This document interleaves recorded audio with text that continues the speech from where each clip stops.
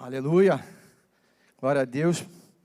Estamos aí mais um domingo, buscando a presença do Senhor. Deixa eu só tirar aqui. Só me ajudar aqui, por favor. Obrigado. Estamos aí mais um domingo, buscando a presença do Senhor. Irmãos, eu me desafiei hoje a trazer uma palavra bem diferente daquilo que eu costumo trazer. Eu sou um pregador que eu gosto muito de falar sobre algo evangelístico. Eu gosto sempre de trazer uma mensagem evangelística, isso pulsa no meu coração. É algo que o Senhor, desde adolescente, sempre queimou no meu coração uma palavra evangelística. Mas essa semana eu orando, pedindo a Deus que me orientasse sobre a palavra que eu deveria trazer à igreja. E nós, quando subimos aqui nesse palco, nós somos apenas um instrumento do Senhor. Nós somos apenas um vaso usado pelo Senhor. Um vaso nas mãos dEle.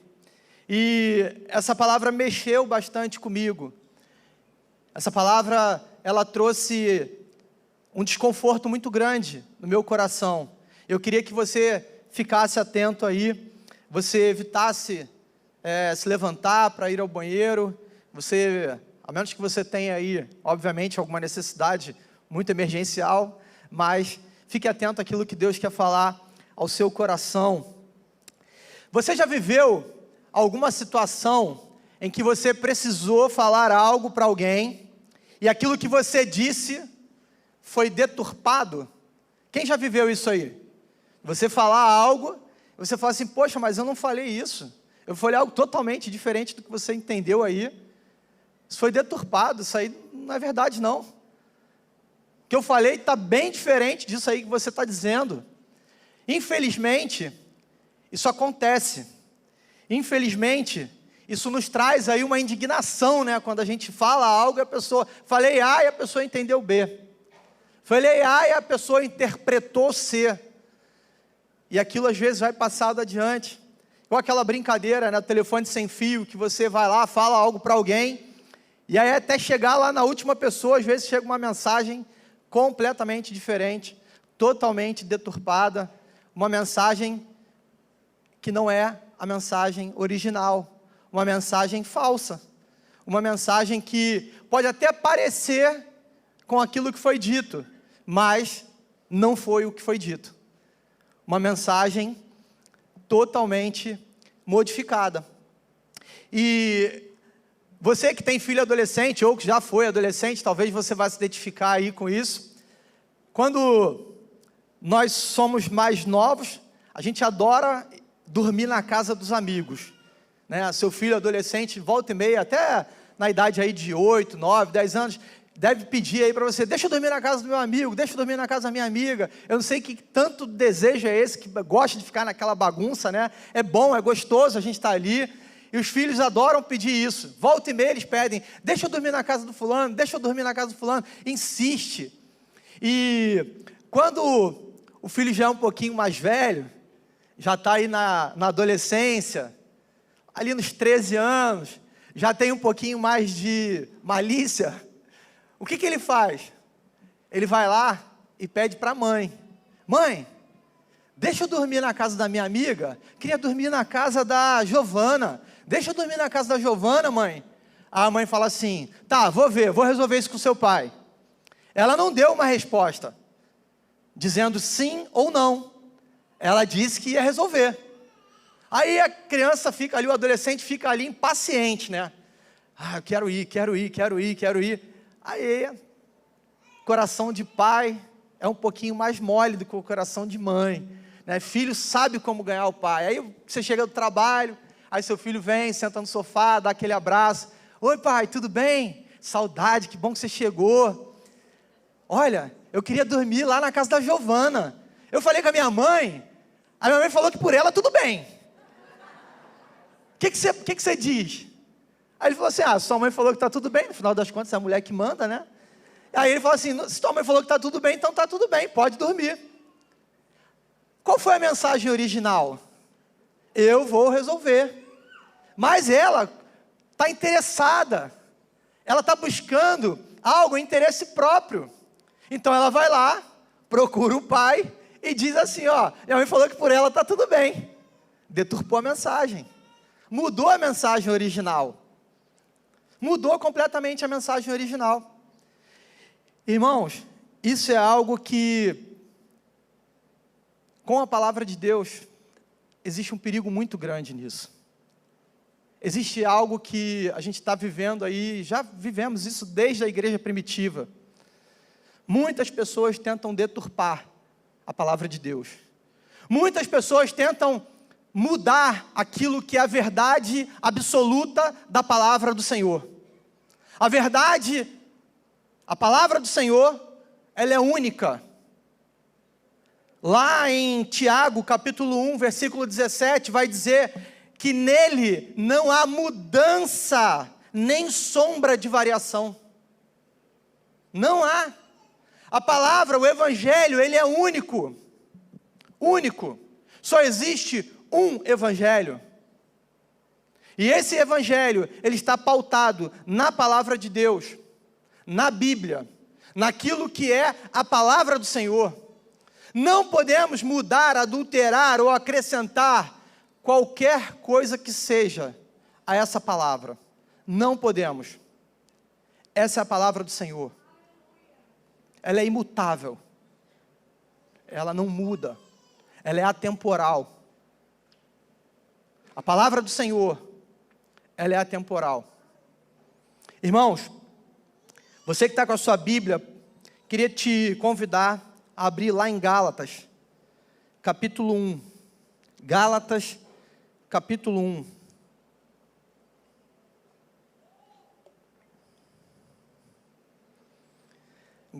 Gálatas, capítulo 1, nós vamos ler aí dos versos de 6 até o versículo 12. O texto, ele diz assim, está projetado aqui? Tá, né? Então vamos lá.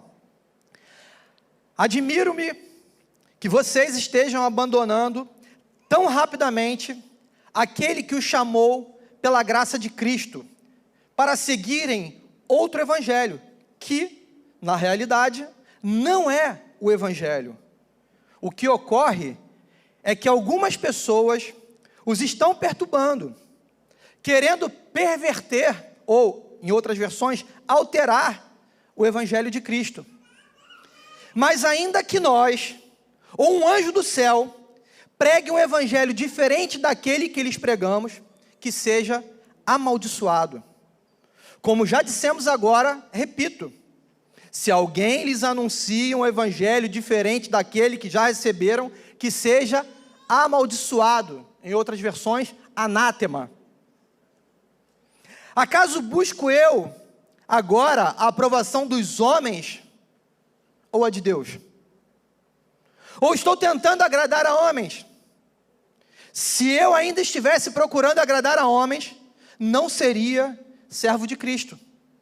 Irmãos, quero que saibam que o evangelho por mim anunciado não é de origem humana. Não recebi de pessoa alguma, nem me foi ele ensinado. Pelo contrário, eu recebi de Jesus Cristo por revelação. Deus abençoe a leitura da sua palavra, que o Espírito Santo possa falar profundamente ao seu coração. Queridos, quem escreveu essa carta aos Gálatas foi Paulo. Quem foi Paulo? Paulo foi o único apóstolo que não caminhou com Jesus. Paulo foi o único apóstolo que não esteve ali com ele no dia a dia. Porém, Paulo foi chamado por Deus lá no caminho de Damasco. Ali ele tem um encontro com Jesus. Ali ele é transformado.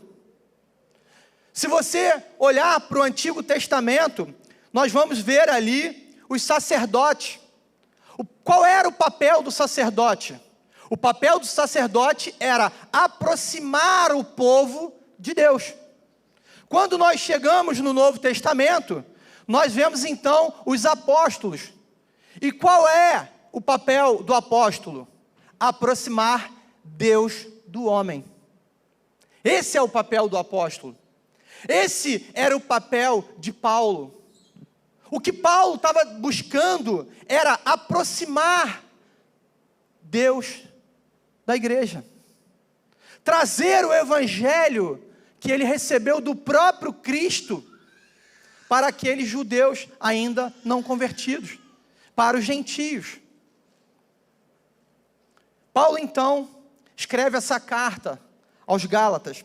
Diferente das outras cartas que Paulo escreveu carta aos Romanos, Paulo escreveu carta à igreja de Tessalônica, Paulo escreveu várias cartas direcionadas e endereçadas para determinadas igrejas.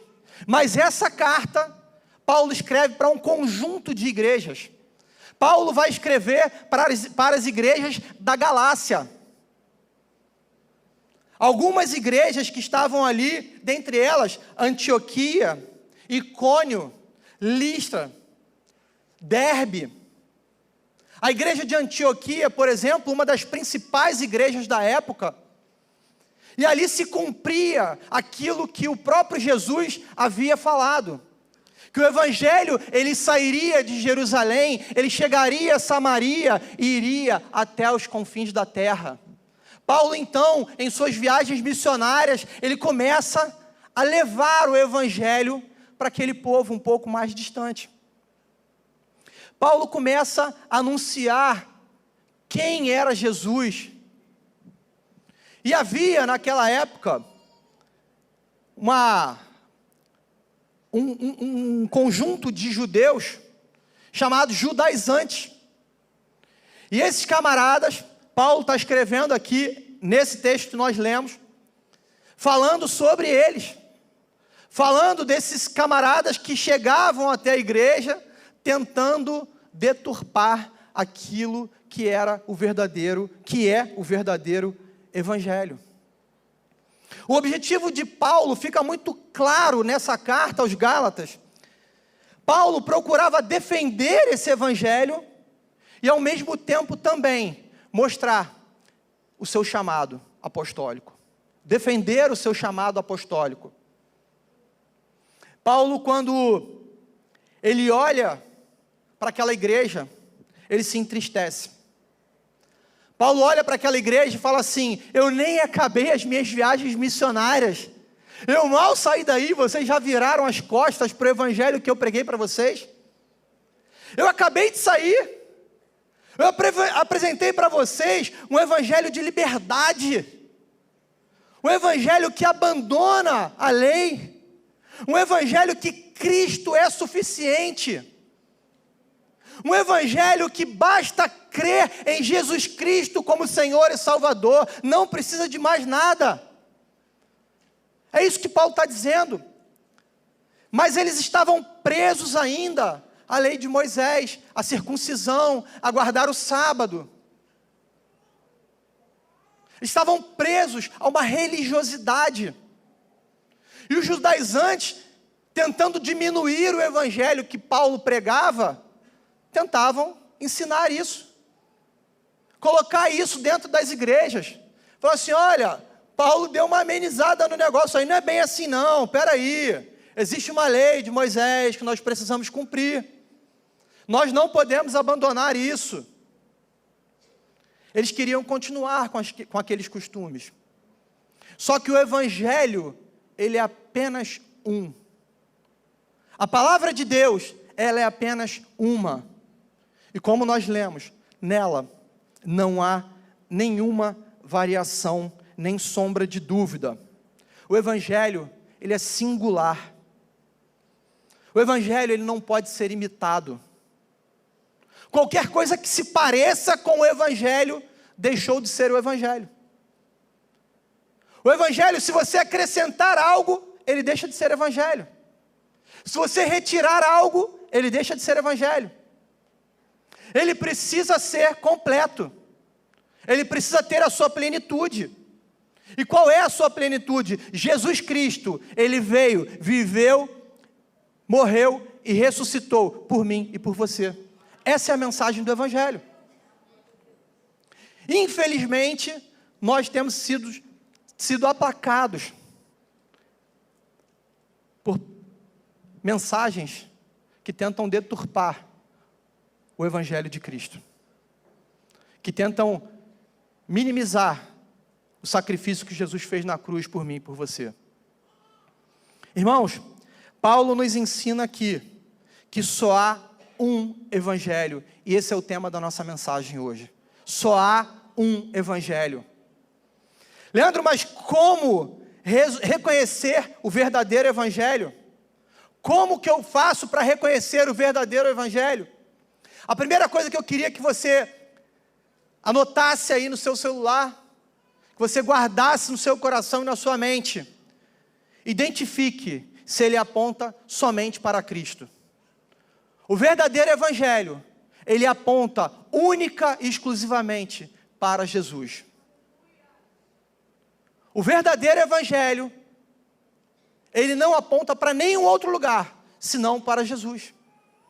Versículos 6 e 7, ele diz assim: admiro-me de que vocês estejam abandonando tão rapidamente aquele que os chamou pela graça de Cristo para seguirem outro evangelho, que na realidade não é o evangelho. O que ocorre é que algumas pessoas estão perturbando, querendo perverter o evangelho de Cristo. A igreja estava sendo perturbada, irmãos. A igreja estava sendo atacada. Os judaizantes, eles estavam inquietos com aquilo. E eles se infiltravam no meio da igreja e começavam a pregar isso. Tentavam persuadir a igreja. Buscavam alterar aquilo, acrescentando alguns pontos àquilo que Paulo não falou. Muitos até deviam se prevalecer dizendo assim: bom, olha só, Paulo, ele não esteve com Jesus, eu estava lá, eu lembro inclusive do sermão das bem-aventuranças, eu estava lá, olha, a voz de Jesus doce, suave, aqui nos meus ouvidos, ainda lembro desse episódio. Mas eles estavam presos à lei, eles estavam presos a um legalismo, a um falso princípio de que Deus aceita você, porque você consegue cumprir algumas regras, e isso te faz ser aceito por Deus. Mentira! Mentira! É uma inverdade. Nada do que eu e você possamos fazer vai nos garantir a vida eterna. Nada do que eu e você possamos fazer, nada. Apenas uma coisa pode garantir a vida eterna: é crer no Senhor Jesus Cristo como Senhor e Salvador. Somente isso, irmãos. Não tem como, não existe outra forma. Nunca seremos merecedores, nunca seremos. É pela graça de Cristo, é pela graça, não é por merecimento. Infelizmente, até hoje, algumas pessoas ainda creem nisso. Ainda acham que por seus próprios esforços, por seus sacrifícios, muitas vezes se autoflagelando, conseguiriam alcançar algo da parte de Deus. Mentira! Engano! O Evangelho de Cristo não fala sobre isso.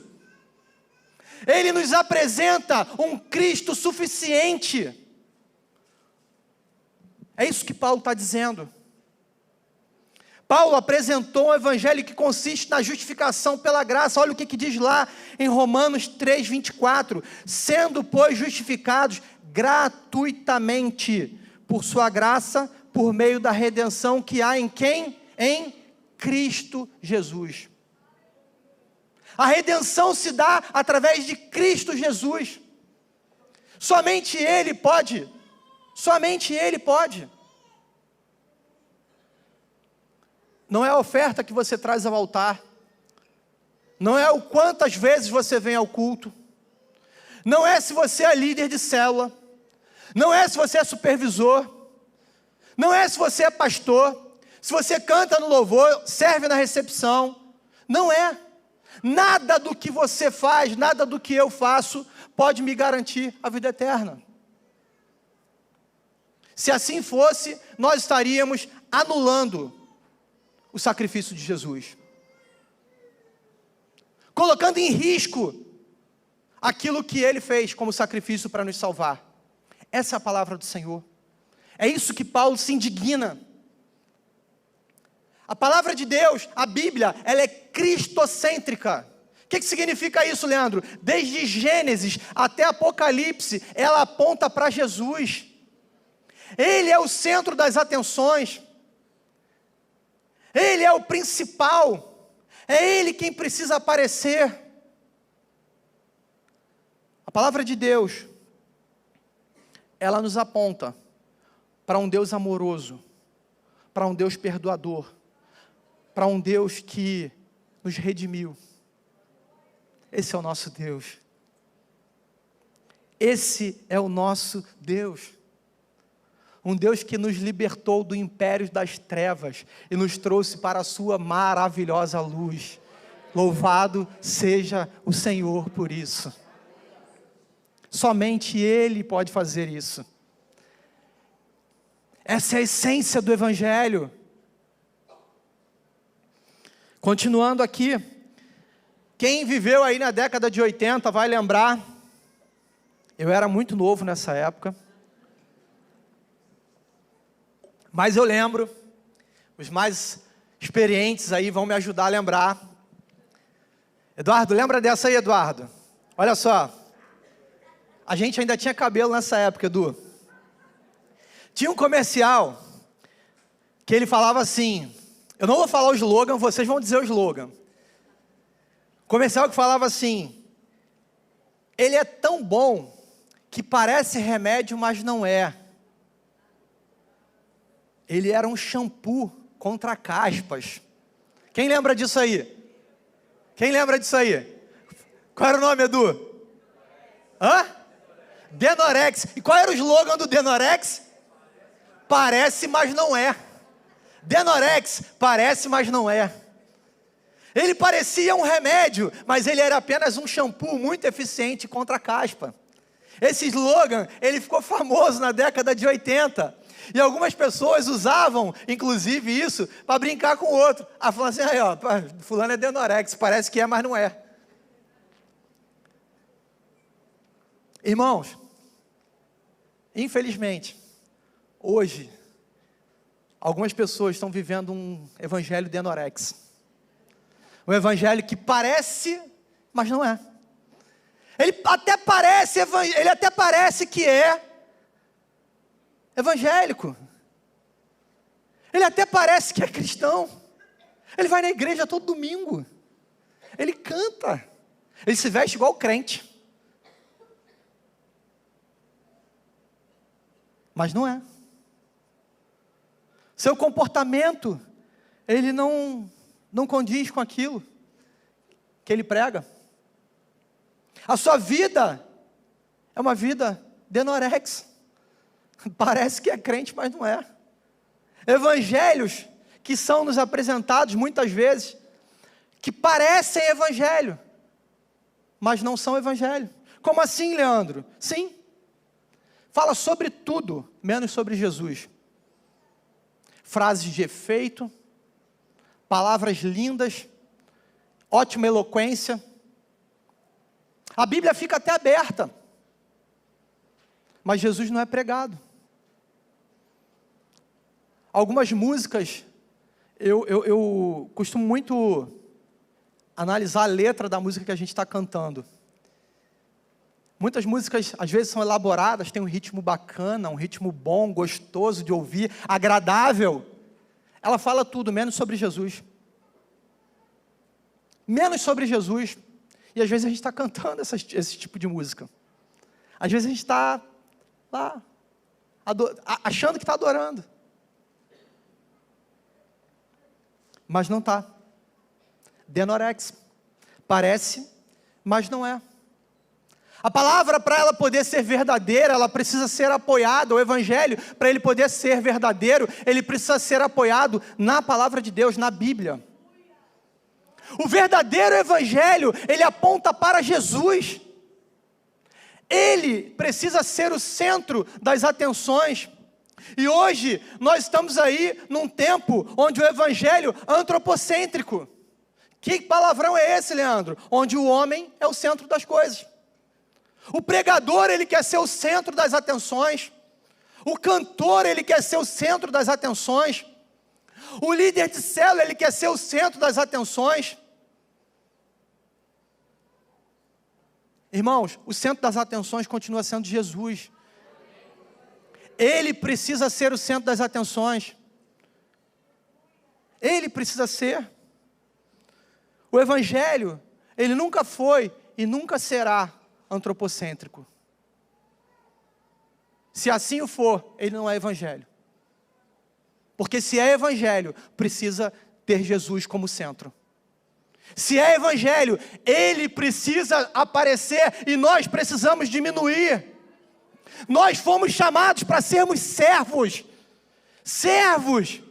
Quando nós fomos levantados como pastores e pastoras, que nós somos aqui dessa igreja, todos nós, você foi chamado para ser um pastor, para cuidar de alguém, para cuidar de uma vida. Você foi chamado para servir. Você foi chamado para falar assim, olha, o que você está precisando? Eu vou te ajudar. Eu quero ser Jesus na sua vida. Sabe, não podemos viver um evangelho de chegar e falar assim, você viu fulano? Como ele mudou? Meu discípulo. Eu que cuido dele. Você viu a transformação? Fiz o dever de casa direitinho, né? Não. Irmãos, vou falar uma coisa para você. Se o teu discípulo está voando, se o teu discípulo está avançando, glória a Deus pela sua vida. Porque você foi Jesus na vida dele. Porque você foi Jesus na vida dela. Não é por mim, não é por você, é por ele. É o Espírito Santo que faz esse papel. É ele que transforma. É ele. Nós não podemos nada sem ele. Claro, a gente fica feliz, a gente fica irradiante quando a gente vê alguém avançando no reino. Quando a gente vê uma família que estava destruída, sendo restaurada. Quando a gente vê alguém que estava desempregado, agora conseguiu um emprego. Quando você vê alguém que estava lá, vivendo um câncer, e foi curado. Como foi o testemunho aqui na sexta-feira. Irmãos, só Deus pode fazer isso. Só o Evangelho pode fazer isso. Nós não podemos fazer. E é isso que traz uma indignação muito grande à vida de Paulo. É quando ele olha para essa igreja, ele fala assim, espera aí, vocês estão deixando tudo isso para trás que eu apresentei para vocês, cadê Jesus? É só ele, não precisa de mais nada. Tem gente inventando coisa aí para vocês. Os judaizantes, eles não eram contra Jesus, não. Eles não eram contra Jesus. O que eles estavam dizendo aqui era o seguinte, olha, Jesus é bom, Jesus salva, Paulo tem razão. Só que olha só, Paulo esqueceu de dizer uma coisa para vocês. A gente precisa cumprir a lei. A gente precisa cumprir a lei. Só ele não basta não. Desmerecendo Jesus. Não. O Evangelho é suficiente. Ele precisa ser suficiente, ponto. Paulo, ele era um profundo conhecedor da palavra. Ele entrava nas sinagogas e ele debatia ali com os escribas. Ele debatia com os rabinos. Ali, ele não passava vergonha não, irmãos. Ele não passava vergonha não. Por isso que nós precisamos conhecer a palavra, para não sermos enganados, para não sermos ludibriados, para não nos apresentarem um evangelho denorex, que parece, mas não é. Nós precisamos conhecer a verdade. Nós precisamos nos aprofundar no nosso tempo a sós com Deus, na leitura da palavra, no conhecimento. Busque conhecer mais de Cristo. Tudo aquilo que for falado nesse púlpito ou em qualquer púlpito que você ouvir, confronte, verifique na palavra, veja se isso tem sentido, se a Bíblia fala realmente sobre isso. Examinem, pois, as Escrituras. É isso que a palavra nos orienta. Precisamos examinar, olhar para a palavra e ver se aquilo que está sendo pregado tem um embasamento bíblico, ou se é pura e simplesmente um espetáculo, um show, um workshop, uma ajuda para você sair daqui com a sua autoestima lá em cima. Não é isso que o Evangelho vem fazer, não é esse o papel do Evangelho. O papel do Evangelho é que você conheça a verdade e que essa verdade te transforme. Segundo lugar, como reconhecer o verdadeiro Evangelho? Ele é singular e traz bênção. Olha o que diz lá no versículo 8 e versículo 9. Mas ainda que nós, ou um anjo do céu, pregue um Evangelho diferente daquele que lhes pregamos, que seja amaldiçoado. Como já dissemos, agora repito, Paulo está repetindo.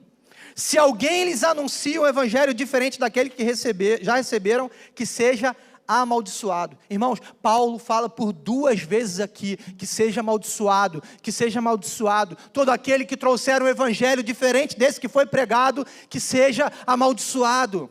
É isso que Paulo está dizendo. Tamanho o temor de Paulo. Tamanho a indignação de Paulo por aquilo que estava sendo pregado, aquilo que estava sendo introduzido na igreja. Paulo, ele fica inconformado, ele fica muito chateado com tudo isso.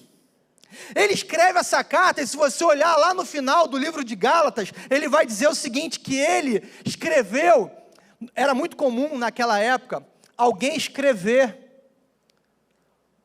o texto. Ele ia citando e alguém escrevendo. Mas no final do texto do livro de Gálatas, se você for lá no capítulo 6, ele diz o seguinte, que ele escreveu com o seu próprio punho, em letras grandes. Paulo botou lá em caps lock, falando assim, olha, chamando a atenção da igreja, dizendo para eles o seguinte, olha, isso é grave. O que vocês estão vivendo aí é grave. Não abandonem esse evangelho que eu lhes preguei. Que seja amaldiçoado qualquer um que tente colocar uma vírgula que seja na palavra do Senhor. É isso que ele está dizendo. Paulo, lá no versículo 8, ele coloca uma hipótese, né? Ainda que eu ou qualquer um, ou um anjo, lhes pregue, que seja amaldiçoado. Mas no versículo 9, ele já fala sobre algo, uma possibilidade real. Ele já está falando sobre uma possibilidade real. Assim como já dissemos, e agora repito, se alguém vos prega evangelho, os judaizantes estavam aí, pregando esse evangelho, que não era evangelho. Eu lembro que Mateus, quando ele fez um aniversário, e ele queria conhecer Foz do Iguaçu. Nós programamos essa viagem, e aí foi uma viagem só dos meninos, eu e ele. Lá em casa a gente tinha o hábito de fazer isso. Às vezes a Rafa pegava a Malu, e era um momento dela com a Malu. Eu pegava o Mateus, e era um momento meu com ele. E em outros momentos a gente juntava a família toda. Então a gente sempre buscou viver um pouco isso. E naquele aniversário do Mateus, ele queria conhecer Foz do Iguaçu. Ele tinha visto lá algumas imagens das cataratas, do Parque das Aves, e ele queria passear lá, queria conhecer. Ele devia ter uns 8 anos mais ou menos, uns 8 anos. Aí nós organizamos essa viagem, fomos para lá. Uma viagem muito bacana, aproveitamos aquele tempo ali, eu e ele. Foi um momento gostoso, e que com certeza isso grava memórias, faz com que ele colecione memórias na vida dele, de momentos com o pai. Naqueles dias que nós estivemos ali, a gente tinha um tempo ainda para aproveitar lá, já tínhamos conhecido tudo que a gente queria conhecer, e aí eu tive a infeliz ideia de virar para ele e falar assim, vamos lá no Paraguai? E aí ele falou assim, vamos pai, 8 anos, né, o que você falar, vamos embora, tá topando. E aí nós fomos até o Paraguai, atravessamos aquela ponte da amizade. Quando a gente chegou do outro lado da ponte, você já é ali cercado por diversas pessoas. O que você quer? O que você quer comprar? Me diz o que você está procurando. O que você quer? E aí, assustado com aquilo. E aí o pessoal, quer o quê? É tênis? É roupa? É cigarro? É não sei o quê? Eles saem te oferecendo tudo. Cotonete? Meia? São coisas aleatórias. O que você quer comprar? E aí a gente caminhando ali, fomos andando, eu falei para ele, não, nada. Na verdade a gente não tinha nem para comprar nada, a gente queria conhecer mesmo. Irmãos, pelo menos há 10 anos atrás, a lembrança que eu tenho é essa. Pensa numa uruguaiana gigante. É aquilo, uma uruguaiana gigante. E aí a gente ali, no meio daquele monte de coisa, eu comecei a ver, comecei a perceber, era muita coisa falsificada. Muita coisa falsificada. Coisas de péssima qualidade. Coisas que tentavam imitar algumas marcas até famosas, mas o negócio era ruim demais. Você olhava assim, você falava assim, meu Deus do céu, como é que alguém consegue comprar um negócio desse? Péssimo, horrível. Uma réplica de baixa qualidade. E quando eu lembrei dessa história, eu lembrei que muitas pessoas têm tentado fazer isso com o Evangelho. Têm tentado copiar o Evangelho. Têm tentado imitar o Evangelho. Satanás, ele não tem nada próprio. Tudo que ele tenta fazer é copiando aquilo que Deus já fez. Ele é o maior falsificador da história. O maior falsificador da história é Satanás. Infelizmente, ele tem se levantado, até mesmo levantado igrejas, para te confundir. Levantado algo que parece igreja, mas não é igreja. Algo que parece evangelho, mas não é evangelho. Algo que parece família, mas não é família. Família de Deus é um homem e uma mulher. Mas Satanás tem deturpado isso. Satanás tem tentado trazer isso para dentro de algumas igrejas. Satanás tem tentado inculcar isso na cabeça das nossas crianças. Esses dias eu ouvi uma professora da rede pública de ensino, aqui da igreja, e ela falando sobre uma matéria que agora ela é obrigatória dentro das escolas. E essa matéria, ela tenta inculcar na cabeça das nossas crianças sobre cultura brasileira. Mas você já pode imaginar o que está por trás dessa cultura brasileira.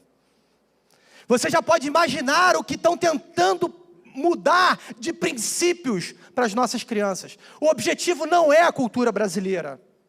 O objetivo é outro. Tem algo por trás disso. Satanás tem tentado mudar aquilo que é o Evangelho de Cristo. Porém, qualquer coisa acrescentada ou retirada do Evangelho de Cristo deixou de ser Evangelho. Deixou de ser Evangelho. É uma réplica de baixa qualidade comprada lá no Paraguai. Não seja enganado com aquilo que parece Evangelho e não é. Isso pode trazer maldição sobre a tua casa. Isso pode trazer maldição sobre a tua vida. Por isso nós precisamos reconhecer que o verdadeiro Evangelho, ele nos traz, ele é singular, e ele traz bênção para dentro da nossa casa, e não maldição. Nós estamos vivendo num tempo onde a palavra está sendo deturpada, isso tem entrado dentro das nossas famílias, isso tem entrado dentro das nossas igrejas. Nós precisamos estar atentos, precisamos conhecer a verdade, conhecer a palavra. Filipenses, capítulo 1, Paulo vai dizer que a morte para ele é lucro. Lucro. Paulo, ele respirava ameaças de morte. Só para você entender o contexto dessa carta, Paulo estava lá. Ele havia pregado nessas igrejas. Paulo sai de lá. Paulo, ele é apedrejado. Ele é dado como morto. Paulo estava correndo ameaças, risco de morte. Sabe o que Paulo faz depois disso tudo? Ele volta lá naquelas cidades. Ele volta nas cidades, ele continua pregando o evangelho. Nada podia deter Paulo. Ele estava ali, certo de que ele estava fazendo a vontade de Deus, certo de que aquele era o evangelho que precisava ser pregado, o evangelho que traria bênção para aquelas igrejas, o evangelho que iria transformar a vida daquelas pessoas, daqueles judeus e dos gentios. Irmãos, nenhum mensageiro deve ser maior do que a mensagem. Nenhum. A mensagem é a mensagem de Cristo e ela precisa sempre sobressair. E é isso que Paulo nos ensina aqui. Eu não sou maior. Não. A prova de um ministério de uma pessoa, ela não está na sua popularidade. Ela não está na quantidade de likes que ela tem. Ela não está na quantidade de seguidores que ela tem lá nas redes sociais, não. Ela não está nos sinais e prodígios que esse pregador ou esse mensageiro pode até realizar.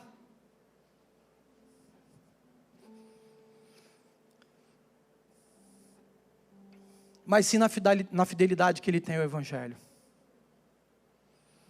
A prova do seu ministério é o quanto você é fiel à palavra de Deus. É isso que vai testificar. É isso que vai dizer o quanto você é cristão. A palavra cristão, ela surge lá numa dessas igrejas, em Antioquia. A primeira vez que essa palavra surge está lá em Atos. Depois, se você tiver curiosidade, leia lá os capítulos, principalmente os capítulos 13 e 14 do livro de Atos, que você vai entender um pouco mais do que Paulo está dizendo aqui em Gálatas. Paulo, ele não buscava essa aprovação. Não. Paulo estava certo daquilo que ele estava fazendo. Satanás, às vezes, ele tenta apresentar gambiarras para a gente. Caminhos mais fáceis, atalhos, como se fosse algo da parte de Deus. Mas não entra nessa não, meu irmão. Foge disso.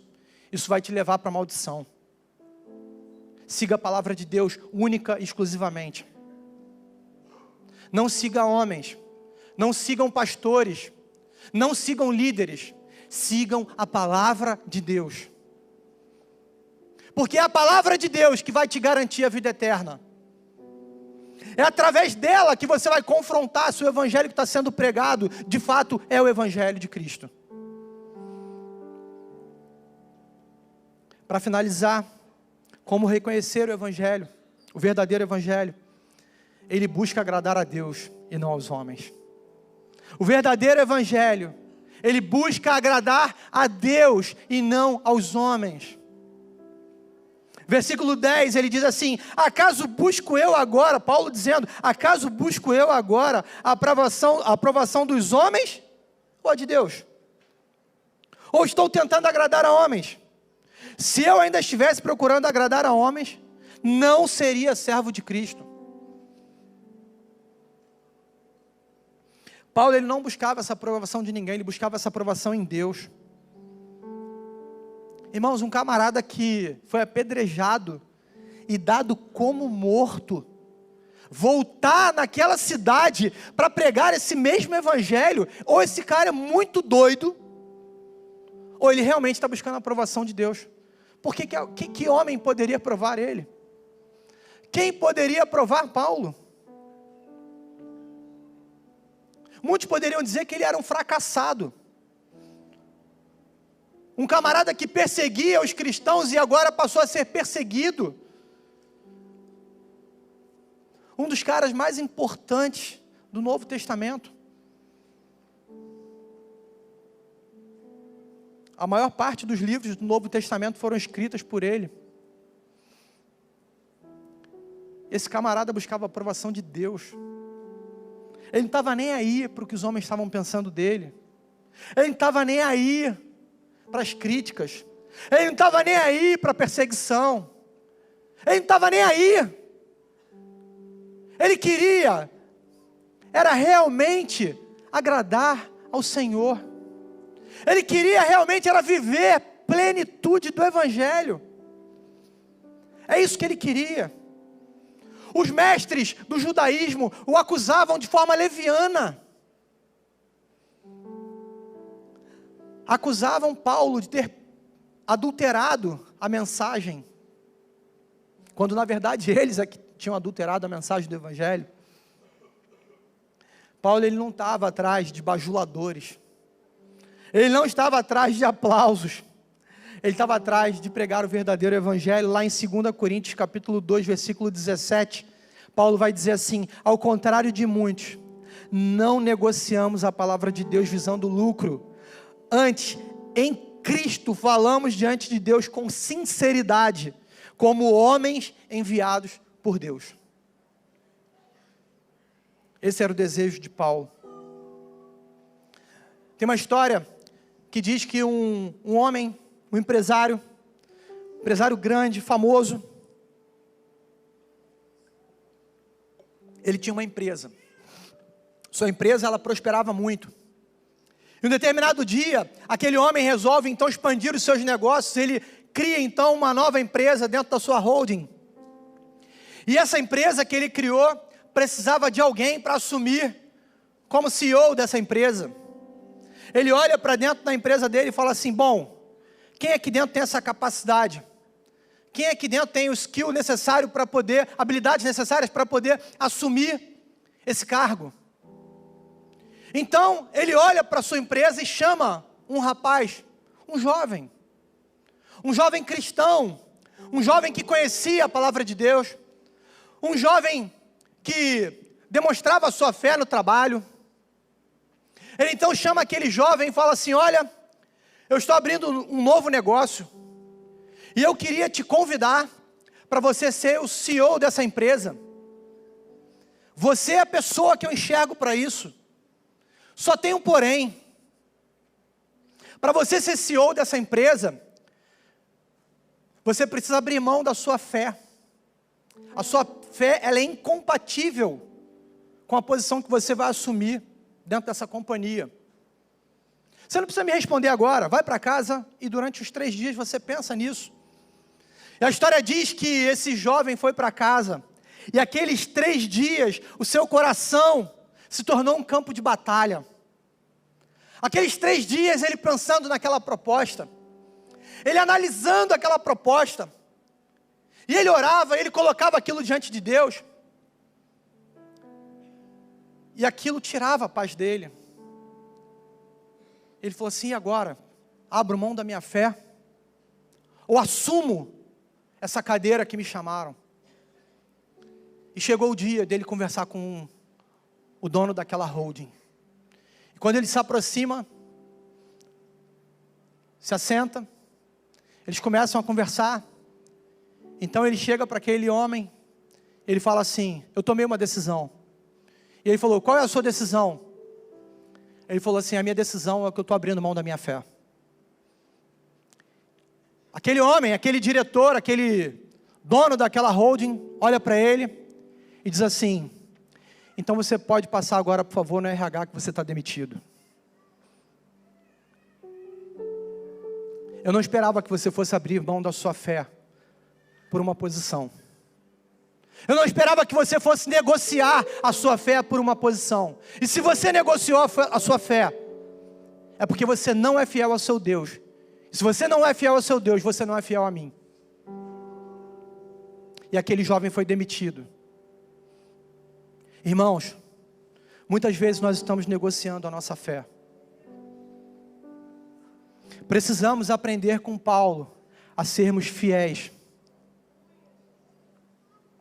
Precisamos aprender com Paulo que, independente das circunstâncias, independente daquilo que está acontecendo na nossa vida, nós permaneceremos fiéis ao Senhor. Permaneceremos fiéis à sua palavra. Permaneceremos fiéis àquilo que é o Evangelho, sem colocar e sem retirar absolutamente nada.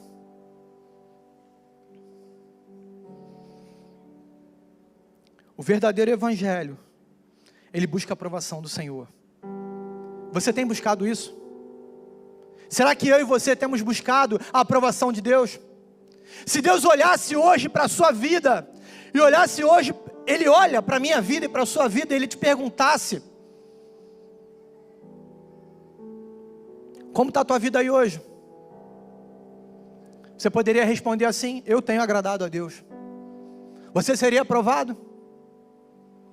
Você seria aprovada? Às vezes negociamos, irmãos, coisas muito básicas. Deixamos de vir para a igreja. Alô? Deixamos de vir para a igreja. Deixamos de frequentar a célula.